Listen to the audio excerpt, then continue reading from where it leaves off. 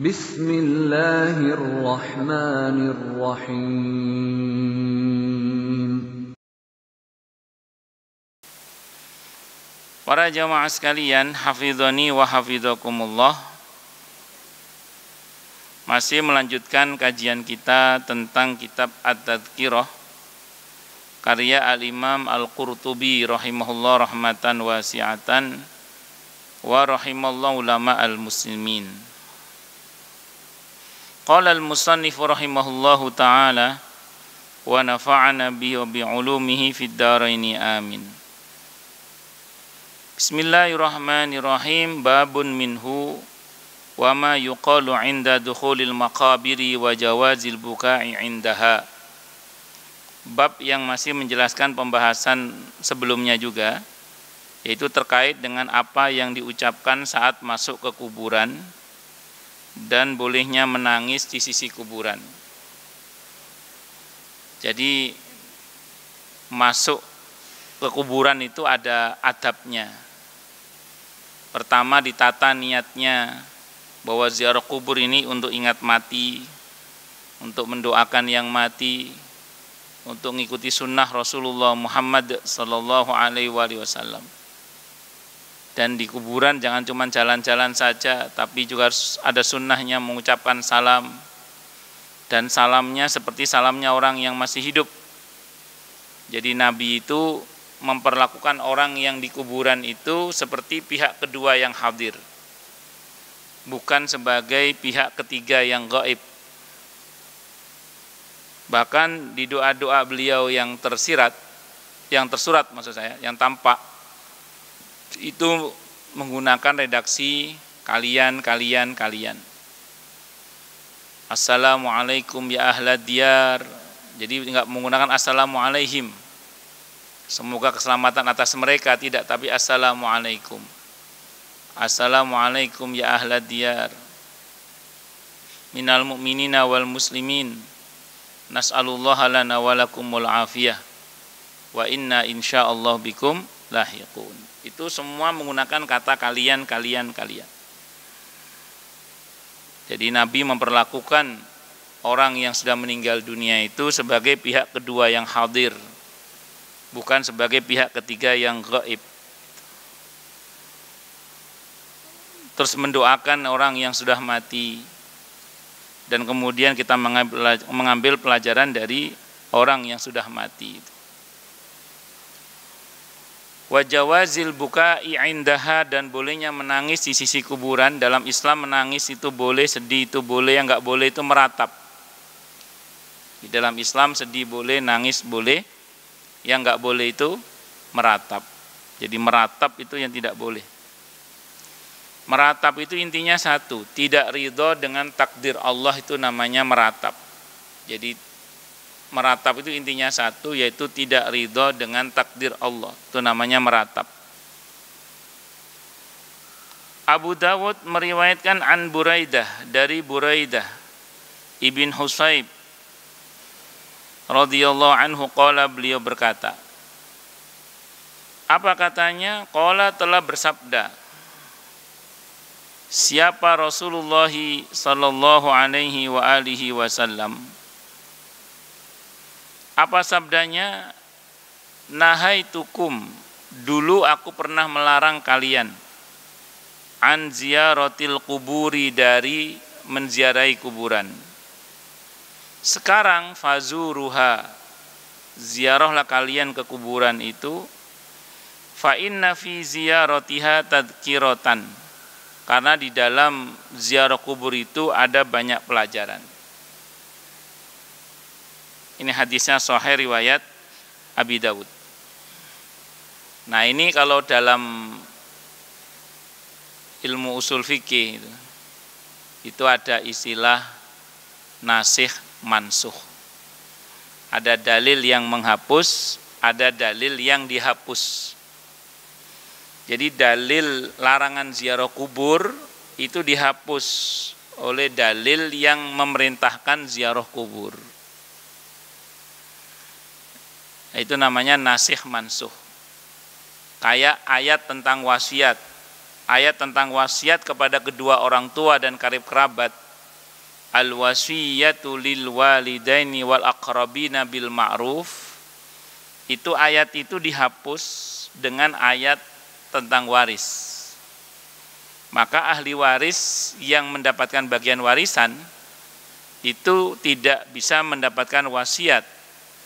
Kalau ada wasiat, maka wasiatnya batal, yang dimenangkan hukum warisnya. Itu seperti itu. Bisa dimengerti nggih insyaallah nggih. Nah, itu ada namanya dalil yang menghapus, ada namanya dalil yang dihapus. Itu nasikh mansukh namanya. Perihal nasikh mansukh ini, dalil yang menghapus dan dihapus, itu bukan berarti kemudian dalil yang dihapus itu lantas terhapus sama sekali. Enggak. Asal ada alasan hukum yang sama, maka masih bisa berlaku.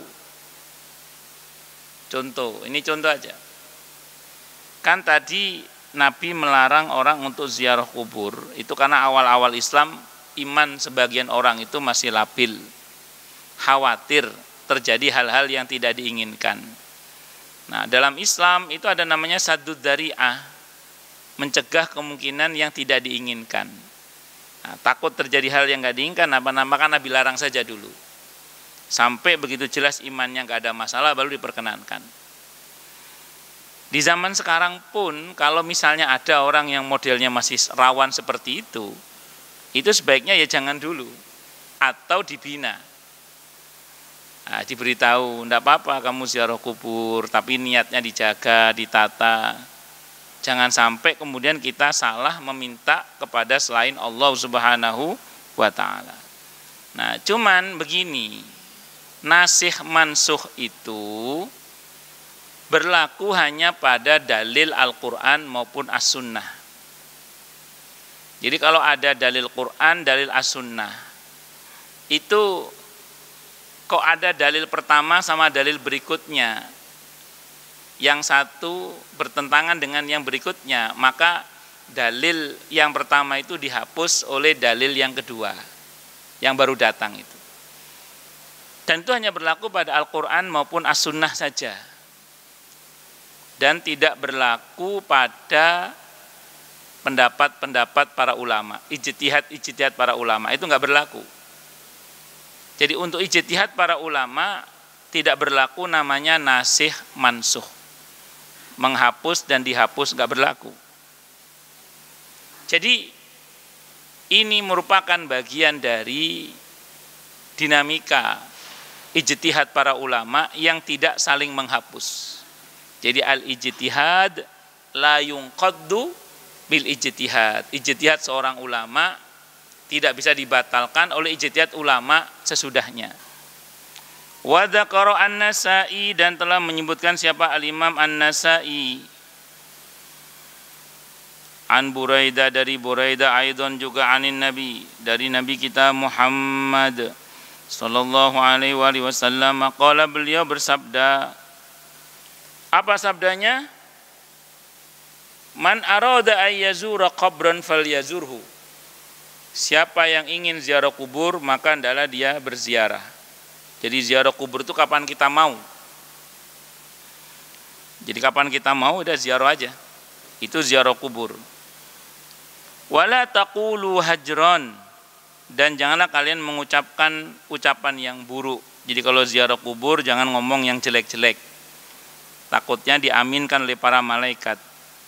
Hajran bimakna su'an, maksudnya perkataan yang jelek.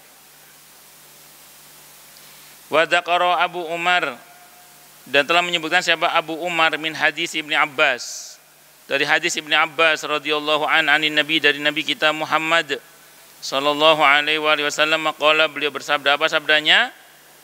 Ma min rajulin, tidak seorang pun yang yamurru lewat biqabri akhihi, ketemu dengan kubur saudaranya, al-mu'mini, yang mukmin, karena yang adalah ia ya'rifuhu, mengetahuinya atau mengenalnya, fasallama alaihi, maka dia mengucapkan salam kepada penghuni kubur, kepada si penghuni kubur itu, illa radda alaihi salam, kecuali akan membalas siapa penghuni kubur itu atas orang yang mengucapkan salam itu. salamnya dibalas. Rawah hakadha mauqufan. Beliau juga meriwayatkan hadis yang serupa secara mauquf. Mauquf itu terhenti di sahabat. An Abi Hurairah, dari Abi Hurairah radhiyallahu anhu qala, beliau berkata, fa illam ya'rifhu, sekalipun orang yang mengucap salam itu tidak mengenal penghuni kubur itu, wasallama, dan mengucapkan salam, radda alaihi salam, maka salamnya akan dijawab oleh penghuni kubur itu. Nah, ini dipakai dalil ya, bahwa orang yang berada di barzah itu bisa mengakses orang yang masih hidup. Jadi jangan dikira kalau kita ziarah kubur, orang yang kita ziarah itu tidak mengenali kita. Asal kita mengucapkan salam, maka kita akan dijawab salamnya, pertanda bahwa mereka mendengar apa yang kita ucapkan. Dan itu pernah terjadi ketika pasca perang Badar ya, di mana Nabi kita Muhammad SAW menyapa para syuhada Badar yang sudah dimakamkan dalam satu lubang, karena saat itu keterbatasan tenaga dan biaya. Dan Nabi mengatakan, bagaimana kabar kalian? Disapa. Para sahabat yang ini bertanya, ya Rasulullah, emang mereka bisa dengar ya? Beliau mengatakan, aukamakol, bahkan penglihatan dan pendengaran mereka lebih tajam daripada kalian. Hanya saja kalian tidak mendengar jawaban mereka. Min ayatin, ayat-ayat yang kami hapus atau yang kami hilangkan tadi itu. Ya manan sah min ayatin au nunsiha na'ti bi khairin minha au misliha alam ta'lam annallaha ala kulli syai'in qadir. Itu dipakai dalil Pak oleh para ulama tentang adanya nasikh mansuh. Jadi Allah sendiri itu yang mau ayat itu kadang ada yang dimansuh, ada nasikhnya. Dan jangan khawatir, nasikhnya, ayatnya menghapus selalu lebih baik kualitasnya dibandingkan dengan yang dihapus. Dalam pengertian, ingat Al-Quran itu diturunkan dengan cara dicicil, menunjukkan adanya proses. Walaupun kalau dari Allah langsung ke Baitul Izzah minas samai dunia, itu langsung Quran itu utuh turun. Tapi kepada Nabi Muhammad SAW itu turunnya dicicil. Sebagian berkaitan dengan proses. Nah, maka dalam proses itu kadang ada yang awalnya boleh, kemudian menjadi tidak boleh. Nah, itu atau awalnya boleh, tiba-tiba jadi tidak boleh, itu juga bisa dibalik. Awalnya nggak boleh menjadi boleh atau nggak boleh terus menjadi boleh, itu juga bisa terjadi. Makanya nasikh mansuh itu Allah yang mau Pak memang. Jadi kalau Bapak nanya apa alasannya, Allah yang mau. Nah, yang dihapus apa? Ada yang dihapus itu ayatnya Pak. Bapak-bapak dan ibu-ibu kalau pernah belajar ulumul Quran, itu ada namanya mansukh tilawah. Jadi ada beberapa ayat Al-Quran itu yang Allah tidak cantumkan di dalam Al-Quran kita sekarang itu. Itu namanya mansukh tilawah. Nah, jadi mansukh tilawah. Jadi mansukh tilawah itu teks Qurannya memang tidak Allah cantumkan. Jadi di akhir kenabian itu kan Allah suruh malaikat Jibril untuk membacakan Al-Quran dari Al-Fatihah sampai An-Nas itu sebagai urutan Al-Quran secara keseluruhan. Itu ada beberapa ayat yang tidak Allah cantumkan. Itu namanya mansukh tilawah. Karena apa? Sudah ada penggantinya. Tapi ada yang nasikh mansuh itu yang dihapus hukumnya. Ayatnya tetap, tapi hukumnya yang dihapus. Seperti tadi Pak, wasiat. Ayat tentang wasiat itu tetap dicantumkan oleh Allah, tapi kandungan hukumnya itu dihapus oleh ayat tentang waris. Ya saya kira itu Bang ya. Tapi memang ini harus ngaji ya. Jadi jangan sembarangan, oh ini mansuh terhapus. Ya menghapus belum tentu juga. Kayak kemarin habis sholat Jumat itu, ada jamaah yang nanya ke saya. Kan kita ini harus bertakwa dengan sebenar-benarnya takwa. Ittaqullaha haqqa tuqatih wa la tamutunna illa wa antum muslimun. Nah, tapi pengertian takwa yang sesungguhnya itu yang bagaimana? Dia bilang gitu. Ya saya jawab, ya sampean sebagai siapa? Kan kalau perintah takwa kan semampu kalian.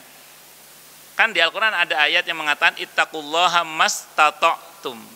Bertakwalah kalian semampu kalian. Loh, tapi kan ada ayat yang mengatakan ittaqullaha haqqa tuqatih. Saya bilang ayat itu sudah dihapus. Dihapus, bukan kata saya, kata Ibnu Abbas. sudah dihapus dengan ayat ittaqullaha mastata'tum. Bertakwalah kalian semampu kalian. Saya bilang, Bapak sebagai apa? Semampu kita. Kayak saya di bidang yang saya tekuni, saya berusaha untuk menjadi pribadi yang bertakwa. Bapak sebagai apa? Karyawan. Ya Bapak jadilah karyawan yang bertakwa.